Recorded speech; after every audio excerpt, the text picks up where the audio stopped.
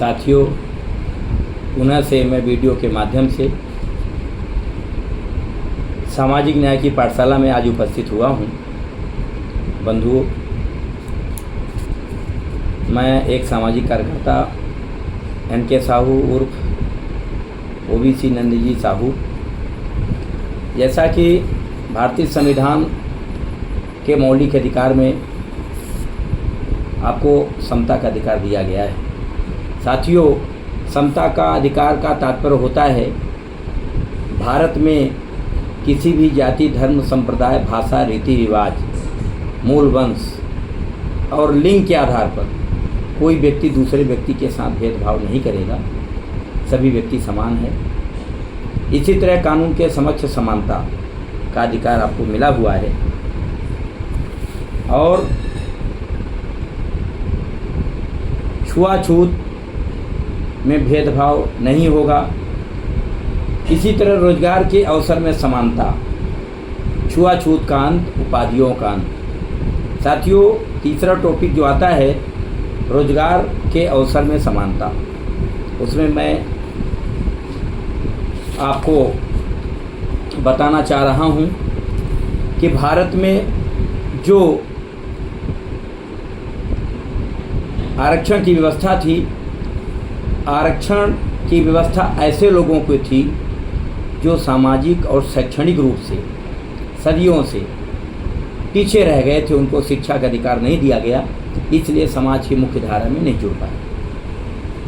ऐसे सामाजिक और शैक्षणिक रूप से पीछे रहने वाले लोगों को आरक्षण प्रतिनिधित्व अर्थात भागीदारी की व्यवस्था की गई, जो समाज के मुख्य धारा में जोड़कर पैरेलल समानता के साथ उनको सभी समाज को एक साथ आगे आना है। इसी तरह साथियों,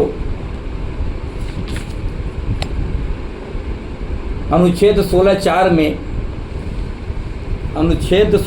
में कहा गया है, कोई बात राज्य के पिछड़े हुए नागरिकों के किसी वर्ग के पक्ष में जिनका प्रतिनिधित्व राज्य की राय में राज्य के अधीन सेवाओं में पर्याप्त नहीं है, नियुक्तियां या पदों के आरक्षण का प्रावधान करने में सरकार निवारित नहीं करेगी। ऐसा कहा गया है अनुच्छेद 16(4)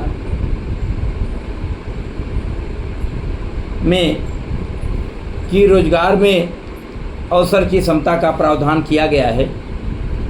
तो जिनका ऐसा वर्ग या ऐसे वर्गों को राज्य की राय में जिन विभागों में ऐसे लोगों का, ऐसे वर्गों का पर्याप्त प्रतिनिधित्व नहीं है, ऐसे वर्गों को आरक्षण का प्रावधान किया गया। लेकिन पुनः से सरकार के द्वारा संविधान के संशोधन कर आर्थिक आधार पर भी आरक्षण का प्रावधान किया गया।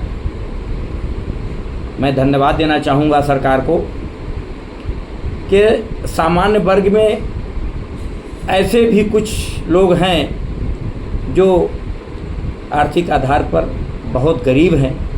ठीक है, सरकार ने आर्थिक आधार पर ऐसे वर्गों को भी आरक्षण का प्रावधान किया है। इसलिए मैं चाहूँगा कि भारत देश में रहने वाले सभी वर्गों, सभी जातियों का जनगणना हो और जनगणना के आधार पर जिसकी जितनी आबादी है, आबादी के अनुपात में प्रतिनिधित्व दिया जाना चाहिए, अर्थात भागीदारी दी जानी चाहिए। इसका तात्पर्य ये है, जिसकी जितनी संख्या भारी उसकी उतनी हिस्सेदारी, जिसकी जितनी संख्या है संख्या के अनुपात में प्रतिनिधित्व मिलना चाहिए। जैसे एक पिता के पास यदि 4 एकड़ ज़मीन है और जितनी संपत्ति है, तो सभी बेटों को वह पिता संख्या के आधार पर अपने बच्चों को संपत्ति का बंटवारा करता है। इसी तरह भारत देश में रहने वाले सभी वर्ग के लोगों को जल, जंगल, ज़मीन में सभी की समान रूप से भागीदारी होनी चाहिए। यही है भागीदारी, यही है प्रतिनिधित्व। अब मैं उदाहरण देकर आपको समझाया हूँ, शायद आप समझ चुके होंगे।